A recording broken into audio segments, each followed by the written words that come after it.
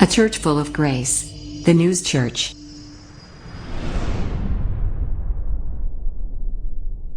우리 오늘 성경 본문의 말씀을 가지고 나눌 이 제목이 사랑이 없으면이에요. 사랑이 있으면이 아니라 사랑이 없으면이라는 말씀으로 은혜를 나누는데, 먼저 재미있는 이야기를 하나 해볼까요?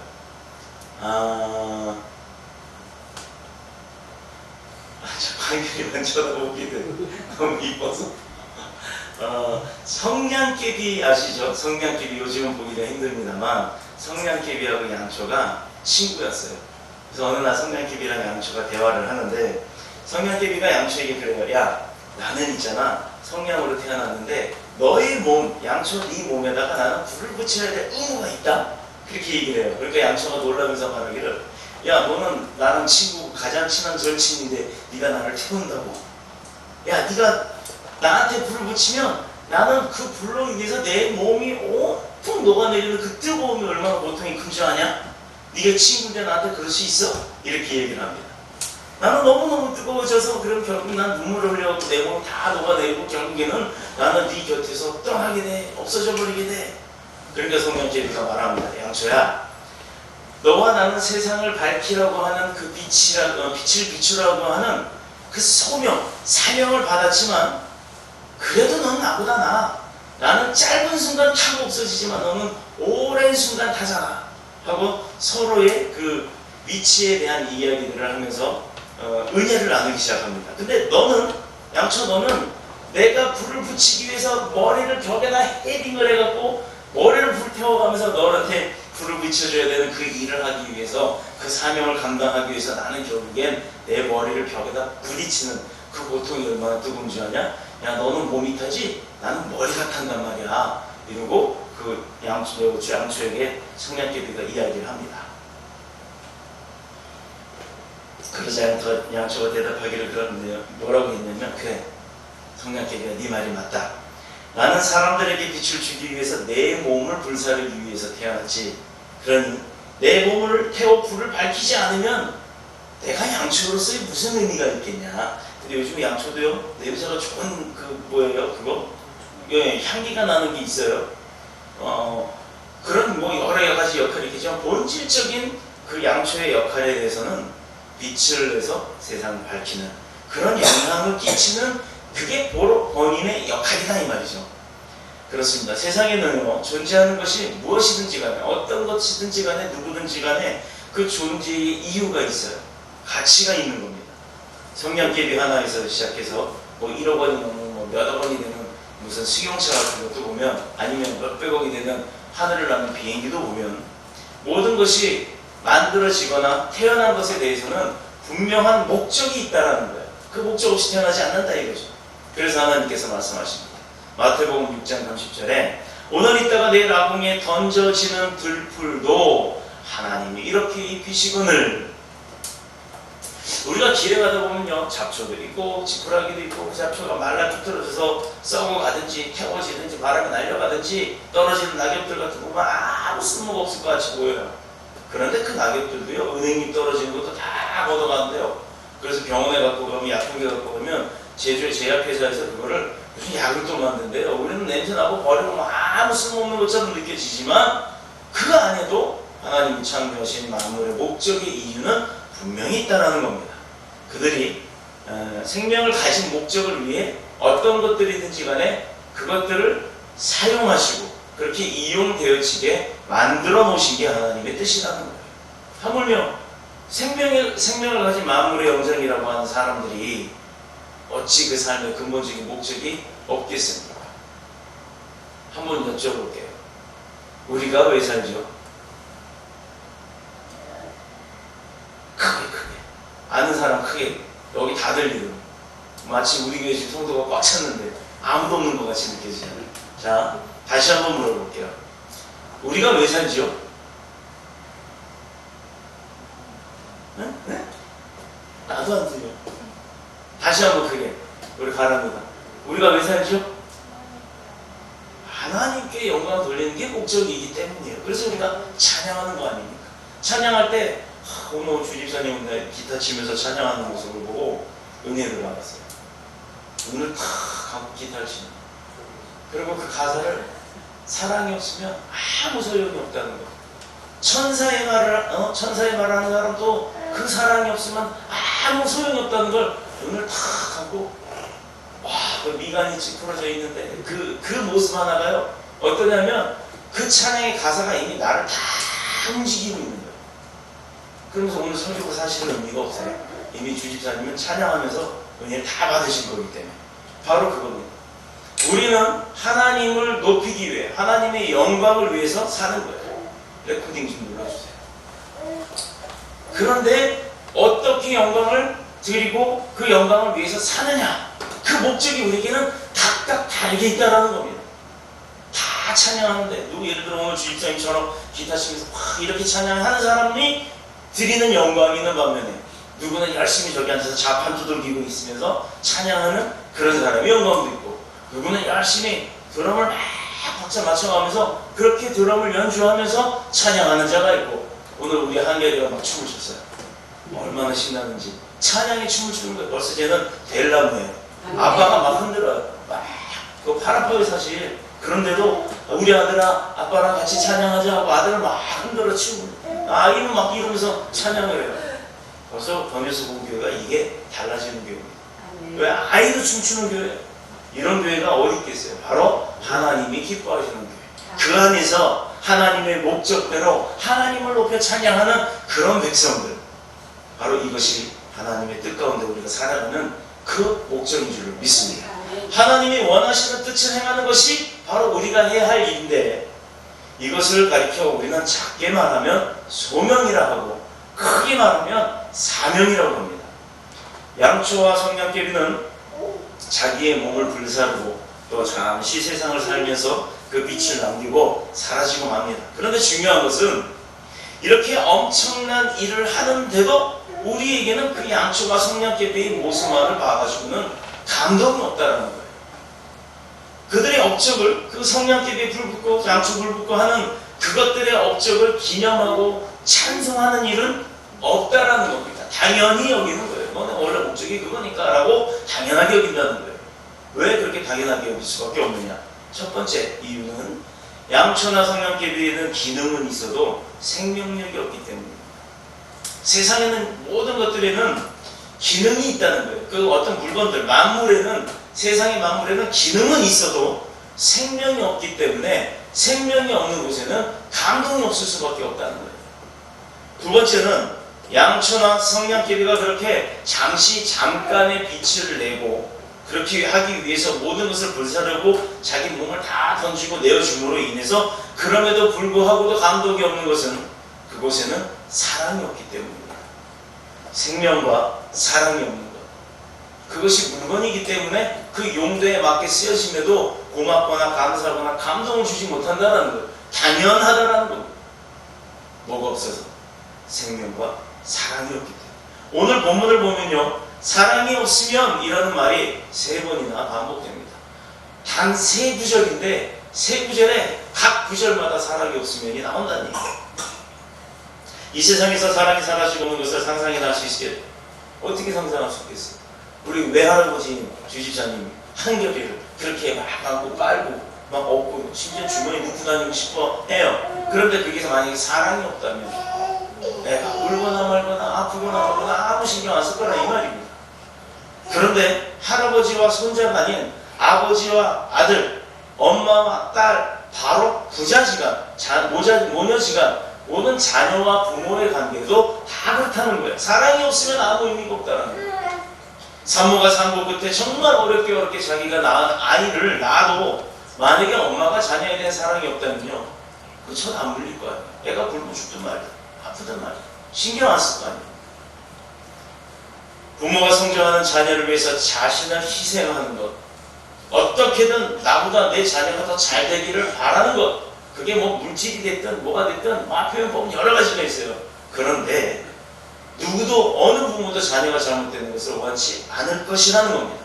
그 결과 자녀들은, 만약에 사랑이 없는 결과가 그 가정 가운데 있다면 자녀들은 짐승보다도 못한 존재로 전락하고 말 겁니다. 아주 본능에만 충실하게 살아가는 그런 본능적인 동물과 같이 그렇게 전락되고 말 것입니다.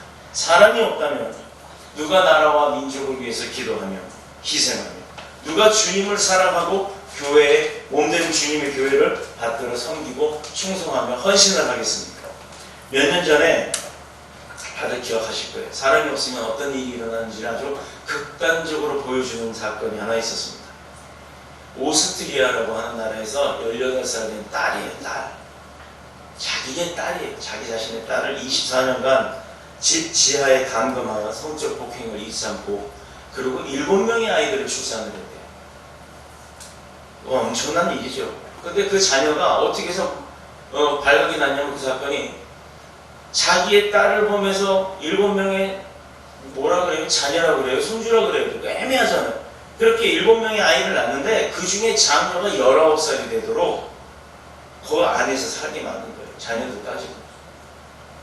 그러더니 19살짜리 장녀가 결국 중태로 병원에 실려가게 되면서 모든 사건의 전말이 밝혀지게 되면서 오스트리아뿐만 아니라 전 세계가 충격을 받았던 사건이 있었습니다. 일본만 해도요, 아내가 남편을, 부모가 자식을, 자식이 부모를 죽이는 그런 일들이 무차별적으로 일어나기도 합니다. 우리나라에도 있었죠. 박한상이라는 그 유명한 한의원 치과들이 유산상속 때문에 부모를 불태워 죽였습니다. 이러한 전대 미문의 사건들이 가정을 중심으로 확산되기 시작하는 것, 그럼 저 가정의 붕괴가 일어나기 시작한다는 것. 그런 현상들이 가속화되고 있습니다. 그것은 한마디로 말하면 가족에 대한 사랑이 없기 때문에, 부모 자녀가 대한 사랑이 없기 때문입니다. 본문 1절에서도 무엇을 말하고 있습니까? 당시 고린도 교회 시대에 그 고린도 교인들은요, 하나님의 성령의 역사심이 또 은사들이 굉장히 많이 드러나는 교회였습니다. 근데 그럼에도 은사와 능력이 있었는데 그 중에 가장 잘 여기서 드러났던 것이 방언과 예언의 은사였어요. 그런데 신앙적으로는 아무리 큰 은혜가 그 고린도 교회에 있었고 능력과 신비한 체험을 가진 사람이 많았음에도 불구하고 사랑이 없으니까 그 받았던 은혜와 능력이 아무 소용없이 쓰임받지를 못하더라 이거죠. 자기 혼자 갖고 있더라 이 말이에요. 2절의 말씀은 1절의 능력을 초월하는 더 큰 믿음의 소유자라 할지라도 그 믿음의 능력이 위대한 역사를 일으키고 있어요. 어제 우리 총회장님의 말씀에도 보면 그 사람의 믿음이 모든 것을 이룬다라고 얘기를 하셨습니다. 맞습니다. 믿음이 없이는 아무것도 되지 않습니다. 그런데 그 믿음만 있다고 해서 되는 게 아니에요. 그 믿음에도 사랑의 표현이 있어야 돼요. 사랑이 근간의 기초가 돼서 그 믿음도 예수 그리스도의 사랑으로 표출이 되어야 되는 것입니다. 그렇지 않다면 아무런 의미가 없다는 말씀입니다. 3절을 보시기 바랍니다. 겉으로 보면 완벽한 사랑의 행위처럼 보이죠. 그 속에 진정한 사랑이 없는 것을 이야기하는 겁니다. 위선적 사랑, 즉 보여지기 위한 사랑, 가식적인 사람, 외식하는 사람들의 그런 모습의 사랑. 한국의 경상도의 어느 시골교회 목사님의 이런 실화예요. 워낙 가난한 교회 이제 젊은 목사님이 사명을 가지고 시골교회로 갔습니다. 몇 년이 지난 근간 10년 동안 사역을 했어도 그 교회에 워낙에 노인들 불마 계시기 때문에 사례비가 없어요. 사모님께서 출산할 때 정말 어려움이 있었대요. 그래서 목사님이 기도하는 끝에 도시교회에 도움을 청하기로, 화성한 교회에 도움을 청하기로 하고 또 몇몇 교회에다가 도움을 청했다고 합니다. 그랬더니 어느 큰 교회, 아주 이름만 되면 알려질 정도로 큰 교회 여전도회에서 여전도회 회장님이 연락이 왔더래요. 매월 35,000원, 35만원인 줄 알았어요. 저 처음에 잘못 봤어요. 35,000원을 매월 지원을 한다고. 근데 그것도 참 감사한 거죠. 지원을 한다고 연락이 왔습니다. 시골 교회에 있는 목사님한테 서울의 큰 교회 여전도회 회장님한테서 연락이 온 거예요. 그런데 조건이 있었어요. 요즘 같으면 얼마나 좋아요? 막 인터넷에서 쏴주면 좋잖아요. 근데 그럼에도 불구하고 교회에서 지급을 하는 거기 때문에 교회에 와서 받아가라 합니다. 매월 35,000원을 받기 위해서 이분이 올라오실 때는 얼마를 쓰셔야 될까요? 요즘 전라도 강경이라고 하는 지역이니까 강경에서 서울까지 오시려면 35,000원 갖고 될까요? 자, 그런데 그게 감사해서 그 만나기로 했던 여전도 회장님을 직접 보려고 그 목사님이 올라가셨답니다. 그런데 만나기로 했던 그분이 바쁜 일이 갑자기 생겨서 무려 6시간을 기다리게 했대요. 그러고는 헌금을 받았습니다. 근데 목사님이요 갑자기 그렇게 서글플 수가 없었대요. 막 우셨답니다. 뭐가 서글펐냐면 35,000원 받으러 와서 내가 6시간을 이렇게 한 것, 그게 서러운 게 아니었어요. 저도 그렇게 들었는데 그걸 이야기하는 게 아니라 내가 잘못했구나. 내가 만약에 여기 올라오는 시간과 더불어 6시간 동안 기다렸던 그 시간을 다 앞에서 사람들한테 얘기하는 것이 아니라 하나님 앞에 기도를 하고 있었다면 과연 하나님이 나를 이렇게 내버려 두셨을까? 그 마음이 들더니 그렇게 서러워서 눈물이 났답니다. 근데 저도 그게 얼마나 공감이 되는지 몰라요. 내가 기도는 하지 않고 사람들의 도움만 찾아다니고 나면서 회개하고 이후로는 2번 다시 헌금 받으러 올라가지 아니하고 오직 무릎 꿇고 기도만 했대요. 그분 별명이 뭔지 아세요? 했다 하면 6시간. 저는 3시간을 새벽 기도하시는 목사님을 본 적이 있습니다. 그래서 저도 그렇게 닮아가려고 합니다. 그런데 그 3시간 기도하는 게 얼마나 힘든지 몰라요. 그런데 이분은요, 했다 하면 6시간. 보통 기도했다 하면 6시간이에요. 엄청 갖고 기도합니다. 요즘 교회들이 성경이 전도니 구제니 하면서 정말 사랑이 없이 말로 하는 것들이 너무 표현되는 게 많다는 것을 제가 지켜보았습니다. 과연 그런 사역들이, 말로 하는 사역들이 하나님이 진정 기뻐하시는 것일까? 아무리 많이 주고 아무리 많이 갖다 퍼붓는다 하더라도 거기에 하나님의 사랑이 과연 있나? 라고 하는 담임 목사 눈에 들려고 하고 부서에서 경쟁을 하며 어떤 일을 하나 만들어서 교회가 무엇을 했다는 이름을 알리려고 하는 그런 사역들이 과연 하나님이 기뻐하시는 사역일까? 이것을 생각해보게 되었습니다. 왜? 사랑이 없는 지식 또는 사랑이 없는 자선, 구제, 그리고 사랑이 없는 신앙의 모든 것들은 사람은 기뻐할지 모릅니다. 그러나 하나님께서는 결코 그것들을 기뻐하지 않으시기 때문입니다. 작은 것이든 크지 않더라도 많은 것이 아니어도 정말 그 사람의 정과 사랑이 전달이 된다면 우리는 감동을 받게 되는 겁니다. 5월은 가정의 달이고 오늘은 어린이 주일입니다. 그런데 아무리 사랑이 많은 부모라도요, 자녀에게 주지 못하는 게 더 많다는 것 부모가 되보면 다 압니다. 자녀의 성공과 행복을 열심히 소원하고 기도하지만 그런다고 내가 그거 원한다고 그대로 다 됩니까? 그것이 되지 않죠. 자녀에게 줄 수 있는 것이 결과적으로는 아무것도 없는 것과 마찬가지인 겁니다. 그럼 어떤 사람들은 자녀를 사냥으로 부모의 재산을 많이 물려주는 것이 사랑하는 것이다 라고 생각할 수도 있어요. 물려주는 사람들도 있습니다. 그런데 우리가 한번 봅시다. 집안집 물려주는 건 기본이지만 그거 말고 그 위에 더 많은 것들을 물려주는 사람들은 우리가 한번 대표적인 예로 한번 생각을 해보면 그것이 결코 나는 많은 것을 주어도 그 자녀들이 결코 그것이 주인이 되지 못한다는 것을 우리는 많은 사회적 사건들을 보면서 알 수가 있습니다. 도리어 유산을 남겨준 것, 물려준 것, 그것 때문에 자녀들이 오히려 더 큰 불행을 만나기도 합니다. 강철왕 카네기라고 하는 분이 있었는데요. 그는 너무나도 가난했어요. 그래서 공부를 정말 못했습니다. 그러니까 성적이 나쁜 것이 아니라 가난해서 학교 다닐 수가 없었어요. 결혼도 52살에 했어요. 그런데 그는 세계의 최고의 부자가 되었습니다. 그리고 그가 죽을 때 자녀에게, 늦게 나서 얼마나 귀하겠어요. 그 자녀에게 모든 재산을 물려주는 것이 아니라 엄청난 세계 최고의 부자가 되었음에도 불구하고 부자로 죽은 것은 불명예스럽다라고 생각했고 자녀들에게 그 부를 나눠주지 않고 65세에 은퇴하여 죽을 때까지 그때 당시 미국의 예산의 5%에 해당되는 재산을 국가에 전부 기부를 해버렸어요. 그가 세운 도서관이 3,000 몇백 개인지는 기억이 안 나서 내가 지금 정확하게 모르겠습니다. 하여튼 3,000개가 훨씬 넘는 그런 도서관들이 전 세계에 있고 또 많은 시설과 대학도 설립을 했습니다. 그리고 음악인들이라고 하면 누구나 한 번씩 가보고 싶어하는 뉴욕에 있는 카네기 홀. 그냥 구경하는 것도 있는데 거기 가서 공연을 해봐요. 대단하겠죠. 그 카네기 홀의 창시자이기도 세운자이기도 합니다. 그는 또한 교회에 헌금하는 이유에 대해서 몇 가지 중요한 사실을 말했어요. 첫 번째가 하나님의 만물과 독생자 예수 그리스도를 주셨기 때문에 한다. 또 두 번째는 영적 전쟁을 위해서 유지비가 교회가 필요하기 때문에 헌금을 한다. 세 번째는 동정과 구제가 필요하기 때문에 그게 교회가 할 일이기 때문에 한다. 또 하늘의 보화를 쌓는 방법이 바로 헌금을 통해 연보를 드림으로 그것이 내 것이 하늘에 쌓여진다는 걸 이는 알았던 겁니다. 다섯 번째가 예수 그리스도의 모범을 따르기 위함이다 라고 이야기를 했습니다. 우리가 사랑하는 자녀들에게 줄 수 있는 것은요, 가장 위대한 것을 줘야 되겠죠. 그게 뭐냐? 바로 예수 그리스도를 믿는 믿음이고 그것을 유산으로 물려주는 것입니다. 왜 그래야 하느냐?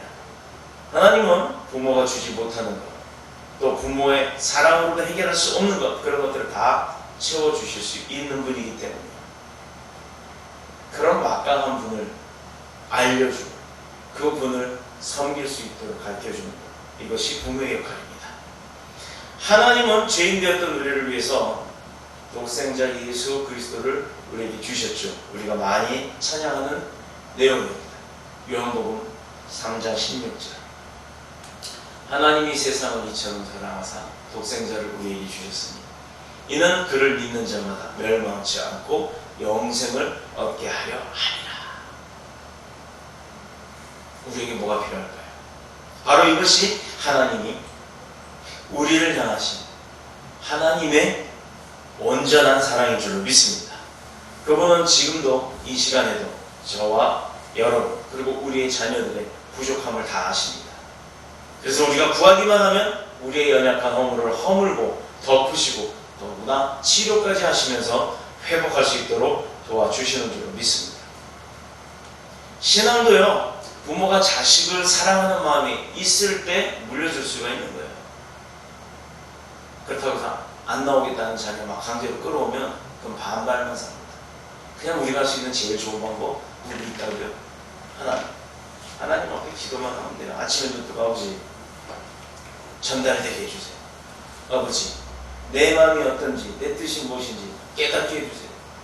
우리가 아들이 우리 딸이 저기 여기 있는 우리 자녀들이 저기 어디에 있는 거 우리 군대에 있는 우리 자녀들이 하나님 깨닫게 해주세요. 등등 이렇게 기도를 수시로 하십시오. 하나님 듣고 임하실 줄로 믿습니다.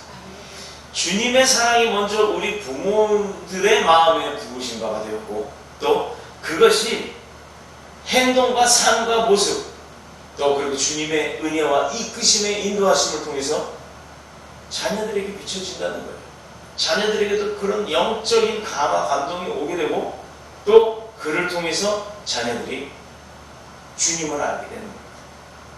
어떤 부모는 자녀들이 성경을 많이 읽고 성경대로 살기를 바라는 마음으로 간절하게 잘 때 꼭 성경 한 구절씩 읽어라 이렇게 하는 부분들 있다고 저는 들었어요. 그래서 아이들이 성경을 매일 읽는데 한 장 읽으면 요즘 말로 보면 한 1,000원쯤 줄까요? 그리고 한 장을 필사한다 그러면 한 5,000원쯤 주고 만약에 한 장을 다 외웠다 그러면 한 10,000원쯤 주고 이렇게 했다고 합니다. 아이들이 열심히 하는데 문제는 성경을 잘 이해하지 못하더라 이거죠. 그래서 저는 우리 교회가 아직 소년부가 없어요. 그런데 교회를 설립하는 날 서점에 가서 뭘 사왔냐면 만화 성경을 사다 놨어요. 그래서 맨날 서재 앞을 막 지나다닙니다. 하루에도 수십 번 지나다닙니다. 지나다닐 때마다 밑에 박스째로 다 놔뒀어요. 케이스가 아주 이뻐요. 그것을 보면 아버지 우리 교회도 저 책이 너덜너덜해질 때까지 읽을 아이들이 좀 생기게 해주세요 하고 사다 놨어요. 그래서 만화 성경과 그림 성경을 그 부모가 사줬다는 거예요. 아이들이 그 책을 너덜너덜해질 때까지 보았는데 나중에 어린 나이임에도 불구하고 성경의 전체적인 흐름을 다 깨닫고 있다 보니까 성경도 이해를 잘하고 또 읽기도 잘하더라 이 말. 교회에서 성경 퀴즈 이런 걸 하면 맨날 1등 한대요. 암기하는 성경 구절은 그 아이의 삶에서 벌써 아이 때부터 그 아이의 삶을 바꿔가기 시작하더라 이 말입니다. 우리 주보를 한번 보세요. 주보를 보면 주일 오후 찬양 예배 밑에 보면 오늘의 말씀 구절 암송이라고 되어 있죠. 지금 이 새로운 주보로 바뀌기 시작한 지가 한 달 되었습니다. 예전 주보랑 같이 보다가 이 새 주보로 이제 바뀌기 시작한 건 2주 되었고요. 오늘의 말씀 구절 이 암송은 그 주간의 말씀을 내 말씀으로 그냥 먹으세요. 그렇게 해서 한번 외워보세요. 얼마나 좋은지 모르겠어요. 그야말로 자녀를 잘 키우는 거 중요합니다. 그런데 그 아이가 하나님의 말씀대로 살아갈 수 있게끔 하는 것은 어린 아이 때부터 심어지는 것이 가장 효과가 있다라는 얘기예요. 세상과 마귀에게 그 아이가 쫓겨지거나 그 아이가 그쪽으로 끌려가지 않도록 할 수 있는 것. 바울이 12장에서 결론을 내리면서 마지막 절에 뭐라고 얘기를 했냐면 제일 좋은 길을 너희에게 보이리라. 이게 넓고 뭐 아스팔트 포장이 잘 되어 있고 그런 길일까요? 물론 좁고 비포장이어서 힘들 수는 있습니다. 그런데 중요한 거는요, 아스팔트 넓은 데는 가봤자 사고 날 위험성이 많고요, 위험 요소가 많아요. 자전거에 치는 정도는 아무것도 아니죠. 덤프트럭이 치워보세요. 어떻게 합니까? 쌩쌩 달려오는 덤프트럭 내가 피하지 못하고 치였다고 생각하는 그런 도로를 가겠습니까? 아니면 좁은 도로라도 내 하나 걸어가기 힘들어도 주님이 가신 그 길이라면, 주님이 앞서가신 그 길이라면, 주님이 닦아놓은 그 길이라면 내 삶은요 평생 주님만 따라가면 됩니다. 주님 가신 길 가는 건 아무 어려움이 없는 겁니다. 왜? 세상적 어려움이 내게 미친다 하더라도 주님이 그것을 다 해결해 주시기 때문입니다. 바울이 말하는 제일 좋은 길이라는 것은 바로 주님이 가르쳐 주신 그 사랑이에요.